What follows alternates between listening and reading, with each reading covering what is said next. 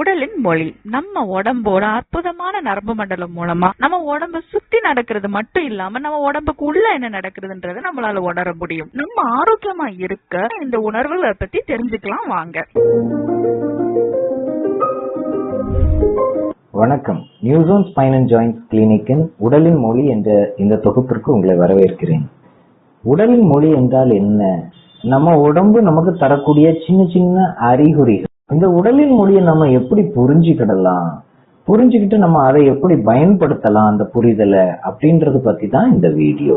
உடல் ஆரோக்கியம் அப்படின்றது நல்ல ஒரு இரவு உறக்கத்தை அடிப்படையா கொண்டது. இரவு உறக்கம் நல்லா இருந்தா காலை பொழுது உற்சாகமா நம்ம கடமைகளை செய்யறதற்கு நாம போகலாம்.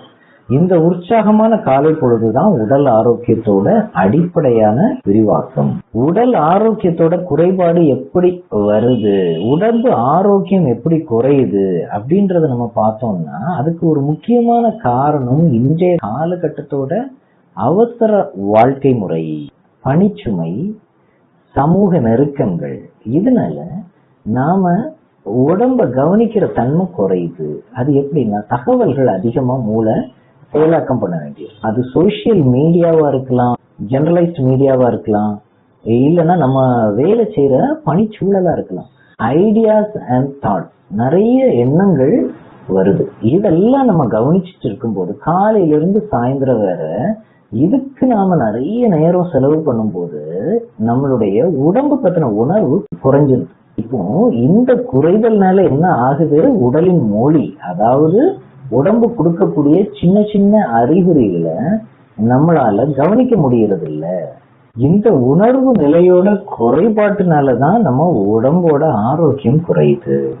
உடலின் மொழிய நம்ம ஏன் புரிஞ்சுக்கிடணும்? உடலின் மொழிய நம்ம புரிஞ்சுக்கிட்டாதான் உடம்போட சமநிலையை நம்மளால சீர்படுத்த முடியும்.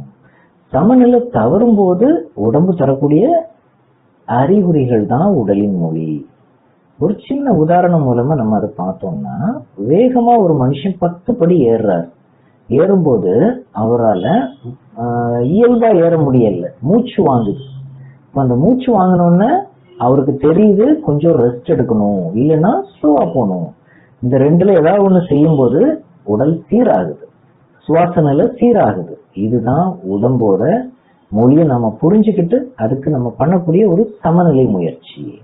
இப்ப எல்லா உடலின் மொழியும் எவ்வளவு வெளிப்படையா இருக்கிறது இல்ல. நம்ம பெருமூச்சு வாங்குற மாதிரி எல்லா உடம்பு மொழியும் வெளிப்படையா இருக்காது.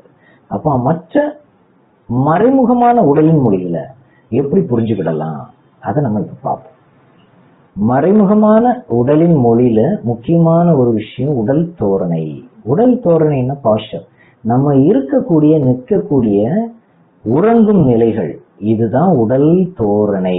நம்ம உடல் தோரணையில வரக்கூடிய மாற்றங்கள், தவறான தோரணைகளை நாம உபயோகப்படுத்தும் போது உடம்பு நமக்கு தரக்கூடிய சின்ன சின்ன அறிகுறிகள், முதுகு வலி, கழுத்து வலி, தோள்பட்டையில அசைவு குறைபாடு, தசை இறுக்கம், ஸ்பாசம்னு சொல்லுவோம். தவறான உடல் தோரணைகளை நாம பின்பற்றும் போது முதல் கட்டமா தசை பலவீனம், தசை இறுக்கம், அசைவு குறைபாடுகள் இது நிகழுது. சிலரால இந்த நிலைய உணர்ந்து புரிஞ்சுக்கிட முடியும். அவங்க முன்ன செஞ்ச வேலைய செய்யறதுல ஒரு தடை இருக்கும், அதை உணர முடியும். அந்த உணர்வு நிலை மூலமா நம்ம பாஸ்டர், அதாவது தோரணைகளை திருத்தி அமைக்கவோ வாய்ப்பு இருக்கு. அதை தாண்டி நம்ம போகும்போது அடுத்த கட்டமா உடம்பு நம்மளுடைய உரையாடுற மொழி எதுவா இருக்கும்னா வலி மூலமா நம்மளுடைய செயல்களை நம்ம சிலர் குறைச்சிக்கிறோம். இல்லைன்னா அந்த வலியோட சேர்ந்து வரக்கூடிய பிசியோலாஜிக்கல் டிஃபிகல்ட்டினா மூச்சு வாங்குதல், படபடப்பு, அசதி, இதெல்லாம் நிறைய பேர் சொல்லக்கூடிய சிம்டம்ஸா இருக்கும். இது அவ்வளவும் உடலின் மொழி தான். இயல்பா ரொம்ப அமைதியா உடம்பு உள் உணர்வு மூலமா நமக்கு உணர்த்தக்கூடிய இந்த மொழிகள் மூலமா நம்ம எடுக்கிற முதல் முயற்சி நம்ம செய்யற செயல்களை மட்டுப்படுத்துறது இல்ல கட்டுப்படுத்துறது. இது நம்மளுடைய வாழ்க்கை தரம், அதாவது குவாலிட்டி ஆஃப் லைஃப டிஸ்டர்ப் பண்ணுது, குறைக்குது. உடலின் மொழிய நாம புரிஞ்சுக்கிட்டோம்னா தவறான தோரணைகளை ரொம்ப சுலபமா திருத்தி அமைச்சுக்கிடலாம். அப்படி நம்ம திருத்தி அமைக்கிறதுக்கு நாம புரிஞ்சுக்கிட வேண்டிய ஒரு விஷயம் அசைவியக்க உணர்வுகள், அதாவது ப்ராப்ரியோசெப்ஷன். ப்ராப்ரியோசெப்ஷன்னா ஒரு உணர்வு நிலை. நம்ம பொதுவான உணர்வு 5 உணர்வுகள் சொல்லுவோம். பார்வை, கேட்கும் திறன், நுகர்வு, அதாவது ஸ்மெல், டேஸ்ட், சுவை, டச், தொடுதல். இந்த உணர்வை தாண்டி 6வதா இருக்கக்கூடிய உணர்வு தான் அசைவியக்க உணர்வு, ப்ராப்ரியோசெப்ஷன். சில ஆராய்ச்சி கட்டுரைகள்ல அது 6வது அறிவுன்னு குறிப்பிடப்படுது.